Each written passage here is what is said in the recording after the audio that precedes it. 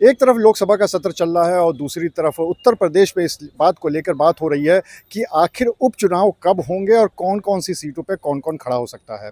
अगर हम कानपुर की बात करें तो यहाँ की सीसामऊ सीट, जो विधानसभा की सीट है, उस पे चुनाव होने के आसार हैं। वो इसलिए क्योंकि वहाँ पे समाजवादी पार्टी के विधायक इरफान सोलंकी को कोर्ट से 7 साल की सज़ा हो गई और जैसा कि नियम है, जैसे ही सज़ा होती है वैसे ही विधायकी चली जाती है और उसके बाद जो विधानसभा अध्यक्ष होते हैं वो सूचित करते हैं चुनाव आयोग को कि ये सीट रिक्त है और उसके बाद उस पर चुनाव होता है। तभी से इस बात के कयास लगने शुरू हो गए हैं कि आखिर इस सीट पर समाजवादी पार्टी की तरफ से कौन चुनाव लड़ेगा। और जो समाजवादी पार्टी की अगर हम बात करें तो ज़्यादातर का मत यही था कि इरफान सोलंकी के परिवार से ही किसी को चुनाव लड़ाया जाए। समाजवादी पार्टी की कानपुर में एक बैठक होती है और इरफान सोलंकी की पत्नी नसीम सोलंकी के नाम पर मोहर भी लग जाती है। हमारे साथ मौजूद हैं समाजवादी पार्टी के महासचिव बंटी सेंगर, उनसे बात कर लेते हैं। बंटी, सबसे पहले तो आप ये बताइए कि जो आप लोग की बैठक हुई थी उसमें क्या प्रस्ताव पास हुआ है? कल हमारी समाजवादी पार्टी की नगर कार्य समिति की बैठक थी। उसमें सर्वसम्मत से सर्वप्रथम तो ये प्रस्ताव पारित किया कि हम लोग, चूँकि अखिलेश जी ने बुलाया था, सारे पेपर मंगाए थे, जो भी यहाँ पे मुकदमे के पेपर थे, फाइल थी पूरी।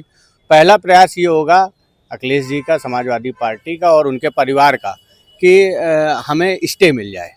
हमारा पहली प्राथमिकता है कि ईश्वर ने चाहा तो हमें स्टे भी मिल सकता है, क्योंकि केस जो है हमारे पक्ष में है, कोई लोकेशन नहीं थी और तमाम लीगल पॉइंट हमारे पक्ष में है। हमें उम्मीद है कि हाई कोर्ट से हमें रिलीफ मिलेगी। इसके बाद दूसरा पहलू ये है कि अगर बाय द वे स्टे नहीं मिलता है, उसी बीच चुनाव की घोषणा हो जाती है, तो हम लोगों ने सर्वसम्मत से समाजवादी पार्टी के सभी नेता, सभी विधायक, जिला अध्यक्ष, सब लोगों की यही सहमत है कि उनकी पत्नी नसीम सोलंकी जी समाजवादी पार्टी के टिकट पर चुनाव लड़ें। और चूँकि समाजवादी पार्टी जो अभी चुनाव हुए हैं लोकसभा के, उसमें आपने देखा होगा कि सीसामऊ में ऐतिहासिक जीत, आज तक हाजी मुश्ताक सोलंकी से लेके और इरफान सोलंकी तक हम कभी भी 27,000 वोटों से चुनाव 26-27,000 से नहीं जीते।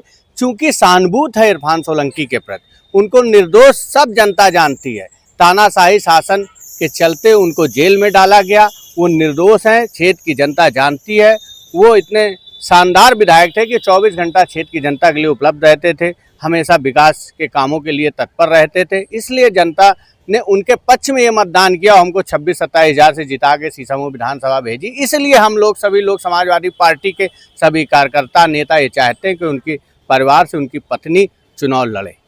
लेकिन ये जो प्रस्ताव पास हुआ है उसके बाद एक बात और भी निकल के सामने आ रही है कि उनकी जो पत्नी है नसीम सोलंकी, उनका नाम हाजी वसी, जो कि हबराज कंस्ट्रक्शन के मालिक है, इसमें डायरेक्टर भी थी, तो पुलिस की जांच भी चल रही है। तो कहीं ना कहीं ऐसा नहीं लगता है कि अभी उनके लिए भी राहें मुश्किल हैं? वो फाइनेंशियल क्राइम है, कोई ऐसा क्राइम नहीं है। तो फाइनेंशियल क्राइम में कोई ऐसी समस्या नहीं आएगी, वो चुनाव लड़ सकती हैं।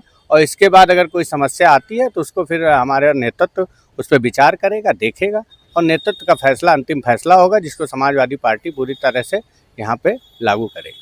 तो आप लोगों ने जो प्रस्ताव पास किया है समाजवादी पार्टी का, तो नसीम सोलंकी के नाम पर, तो क्या और नामों की भी चर्चा हुई थी जिसमें नसीम सोलंकी का नाम पास हुआ है, या फिर सिर्फ और सिर्फ एक ही नाम का प्रस्ताव आया और फिर उसी पे मोहर लग गई? सिर्फ एक नाम, एक हफ्ते, करीब 2 हफ्ते हो गए अखिलेश जी से हम लोग समीक्षा के लिए अखिलेश जी ने बुलाया था लोकसभा की। उस दिन भी हम थे, समाजवादी पार्टी के नगर अध्यक्ष थे। उन्होंने स्पष्ट रूप से यही निवेदन किया था कि वहाँ पे अगर बाय द वे चुनाव होते हैं, स्टे हमें नहीं प्राप्त होता है, तो वहाँ नसीम सोलंकी को ही चुनाव लड़ाया जाए, कि उनके परिवार के प्रति जनता की पूरी सहानुभूति है और अगर वो चुनाव लड़ते तो हम लोग भारी बहुमत से जीतेंगे। तो समाजवादी पार्टी ने ये प्रस्ताव पास कर दिया है कि अगर यहाँ पर सीसामऊ विधानसभा में चुनाव होता है तो नसीम सोलंकी, जो कि इरफान सोलंकी की पत्नी है, उनको ही टिकट दिया जाए। अब देखना ये होगा कि समाजवादी पार्टी का आला कमान यानी अखिलेश यादव किस नाम पर मोहर लगाते हैं। अनुराग अग्रवाल, TV9, कानपुर।